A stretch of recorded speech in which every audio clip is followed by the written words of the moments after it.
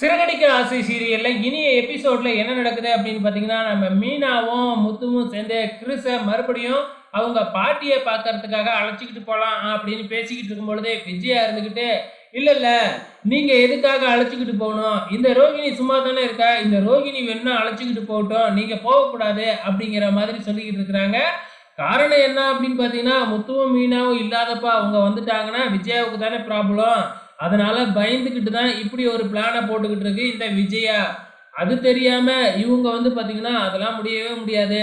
நாங்க தான் அழைச்சுக்கிட்டு போவோம்." அப்படி இப்படின்னு சொல்லிக்கிட்டு இருக்கிறாங்க.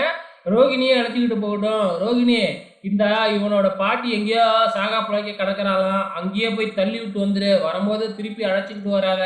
அப்படிங்கிற மாதிரி விஜயா சொல்ல, "அதெல்லாம் முடியவே முடியாது. கிறிஸ வந்து அவங்க பாட்டிய பார்க்க வச்சு நாங்க தான் அழைச்சுக்கிட்டு தான் வருவோம்." அப்படின்னு முத்து விடாப்பிடியா சொல்றாங்க.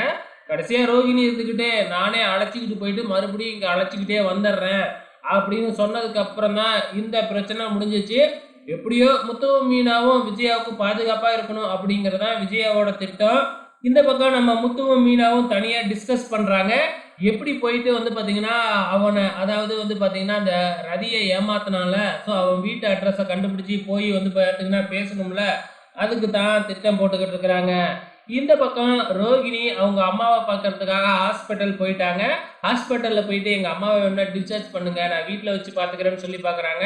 ஆனா டாக்டர் இருந்துகிட்டு முடியவே முடியாது. இன்னும் 1 வாரம் இங்க தான் இருந்தாகணும் அப்படின்னு விடாப்பிடியா சொல்லிடுறாங்க. இதுக்கப்புறம் நம்ம கிறிஸ நம்ம முத்துவும், மீனாவும் ஸ்கூலுக்கு கிளப்புறது பார்க்கறதுக்கே ரொம்ப சூப்பரா இருக்கு. ஏதோ தன்னோட பிள்ளைய அனுப்புற மாதிரி அவங்க ரொம்ப பாசமா அனுப்பிக்கிட்டு இருக்காங்க. இதையெல்லாம் தள்ளி நின்னு தான் நம்ம ரோகிணி வேடிக்கை பார்த்துக்கிட்டு இருக்கிறாங்க.